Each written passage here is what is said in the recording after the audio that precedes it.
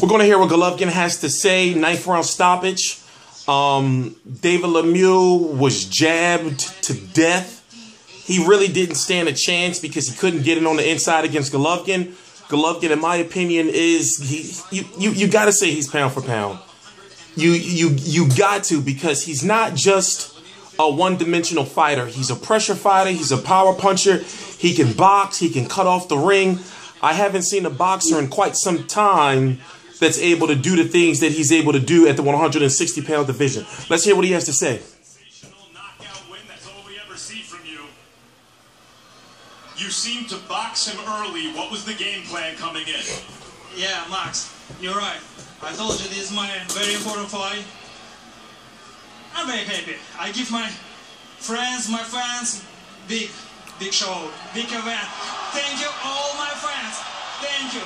First of all, thank you, my fans. Thank you, my people. Talking to Abel before the fight, there was a little concern that you sometimes dominate a fighter early and then you'll get hit a little bit in the middle rounds, and with this guy's power, he wanted to avoid that. How do you think you did there? Yeah, David, he's a very good fighter. He's a very strong guy, you know. Just, I must show everybody for my second step, just I can boxing too. I'm not just puncher, I'm not just crazy fighter. I'm boxer. Did you feel his power? Yes, of course, yeah. Every fighter is very dangerous and very strong. And more respect, David, he's very good fighter, he's warrior. Okay, you got another middleweight strap. What do you want next? My goal is all the belts in middleweight division. I want to bring new story. You remember long time ago? Big day for middleweight division. After performances like this, are you concerned at all that it's going to be harder to get the other middleweights in the ring with you? Or do you think you've brought out enough people here to create the economic demand for them to fight you?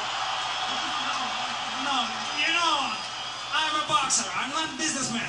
My goal is all the belts. I'm saying here, look, I have 4 belts. Who next? It doesn't matter for me. I want to bring my fans big event. So the winner of Cotto and Canelo, I suppose, would be the next logical step. Both 2 great champions. I won't meet with who win. Gennady, last one. With Floyd Mayweather's retirement, supposedly, there seems to be a debate about who the best fighter pound for pound in the world is. Many are saying Chocolatito, Andre Ward. Your name comes up. Is that important to you? Not today. Yeah, it's very important for me. It's not today. Just take your time. Right now, I think it's vacant. First place is vacant. First place is vacant, and you're making your case. Thanks, Gennady, again. Can you please? Thank you very much, my friends. Thank you very much, my people. Thank you very much, my sponsor, BA. Now the question is, where does Golovkin go from here? You know, I don't really, you know, I purchased the pay-per-view. Okay, let's hear what David Lemieux has to say. He's talking. Out of that fight, for example, when you were knocked down and he hit you once your knee was on the canvas, you never did. Why did you keep fighting in spite of the fact that he was really beating you badly every round? Well, there was some rounds, you know, it was pretty close. I was just waiting for the right moment to connect to him. I give him all the respect. He's a great fighter. Tonight he's the champion. You know, I'm not too sure for the stoppage. I could have continued. I'm a bit disappointed the referee stopped it. I could have continued.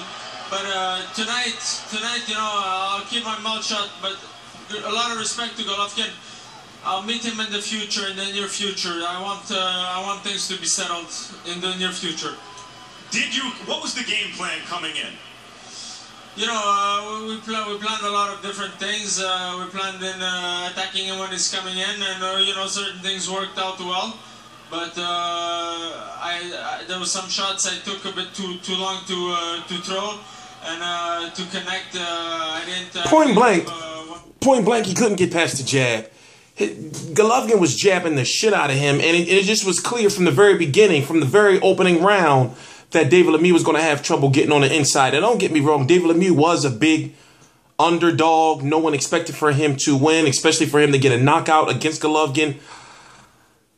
Maybe he thought that he was going to try to outbox Golovkin or whatever the case may be, but you can clearly tell from the first round that he just had nothing to give to Golovkin that Golovkin hasn't probably seen before in his career. I'm T Street Controversy. This is T Street Controversy Live. I cover every single major fight live. Now, what are people going to say?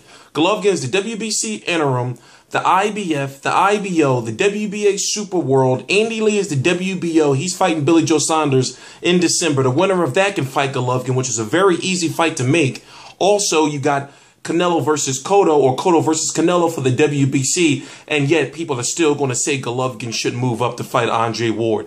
He just captured another belt in the 160-pound division, and yet people are saying he should move up. You know, it makes no sense to me. Golovkin is very, very good, and pound for pound, one of the best. And in my personal opinion, if he was to meet Andre Ward at 168 pounds, which I'm not saying he should, Andre Ward is not even fighting at 168 pounds anymore. I think that it would be a lot closer fight than fans are thinking it would be, that Andre Ward would just outbox and outschool Gennady Golovkin. I just don't see it. Golovkin is good. Miguel Cotto wants no parts. Golovkin, in my opinion, will probably knock out a Miguel Cotto because Miguel Cotto was too short. His power, in my opinion, may not have carried up to 160 pounds. It was already questionable at 154. And I don't know. Right now, not just going off of just the win over David Lemieux.